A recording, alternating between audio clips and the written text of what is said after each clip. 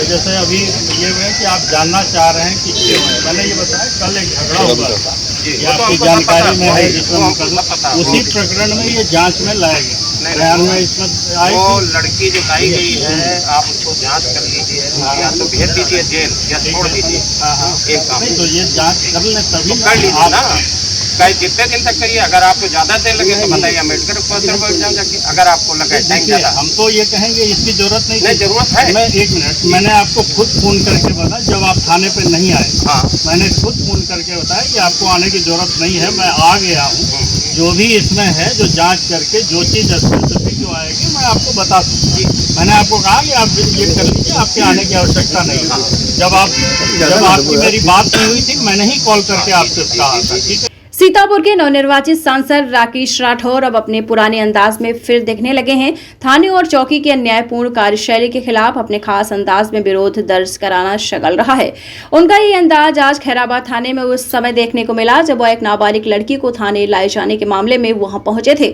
थाना परिसर में नवनिर्वाचित सांसद राकेश राठौर के जमीन पर बैठे जाने की जानकारी जंगल में आग की तरह फैल गई, जिससे उनके समर्थक तो वहां इकट्ठा ही हुए। मीडिया कर्मियों का भी जमावड़ा लग गया। मीडिया में बातचीत में उन्होंने स्पष्ट कहा है कि वह धरने पर नहीं, सिर्फ जमीन पर ही बैठे हैं। थाने की कुर्सियों में दलाली, बेईमानी और लूट की बू आ रही थी, इसलिए एक प्रकरण में बातचीत के लिए उन्होंने उन कुर्सियों के बजाय जमीन पर बैठना ज्यादा मुनासिब समझा।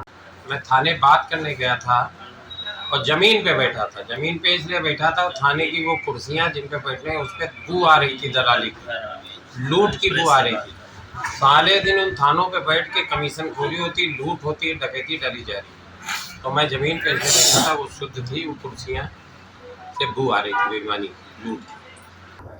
यूबी टीवी से बातचीत में सांसद राकेश राठौर ने आरोप लगाया है कि खैराबाद थाने में एक व्यक्ति का राज चलता है। पुलिस के लोग अपनी नौकरी बचाने और अवैध कमाई के लिए उसका साथ देते हैं। वह अपने को मुख्यमंत्री का करीबी बताकर दबाव बनाता है। उसका सारा कच्चा चिट्ठा जल्द ही मैं मुख्यमंत्री से मिलकर उनके सामने रखूंगा और अब तक जो कुछ होता रहा है वह आगे किसी भी कीमत पर होने नहीं दूंगा। इस मामले को लेकर वह थाने में पहुंचे थे, उसके बारे में उनकी स्थिति स्पष्ट की और इसे पुलिस की अन्यायपूर्ण कार्यशैली का हिस्सा करार देते हुए कार्यवाही के लिए पत्राचार करने की बात कही। प्रकरण ये था कि फलक नाम की एक बच्ची 15, 16, 17 साल बताई जा रही, उसको सुबह 11 बजे पुलिस उठा लाई थी अकारण। इसका कोई दोष नहीं था। जो एनसीआई दर्ज थी, उस दर्ज में उसका फलक का कोई दूर का वास्ता नहीं था।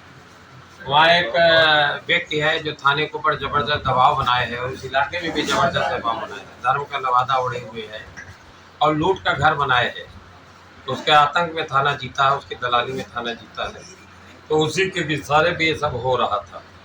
थाने में और पूरे पुलिस प्रशासन को आज उन्हें बताने का संदेश दिया है कि अन्याय होगा तो मुंह तोड़ जवाब दिया जाए। ईंट से ईंट इनकी हिला दूंगा, चूल से चूल हिला दूंगा। अभी तक का जो रहुआ है ये नहीं होगा। और रही बात, बाबा यहाँ पे वो बनाए हुए है कि हम मुख्यमंत्री के खास हैं। मैं खुद मुख्यमंत्री से इस प्रकरण पे मिलूंगा और सारी चिट्ठी इनकी, सारा कच्चा चिट्ठा, सारा इनकी कृत्य सारे मुख्यमंत्री के सामने बहुत जल्द रखूंगा।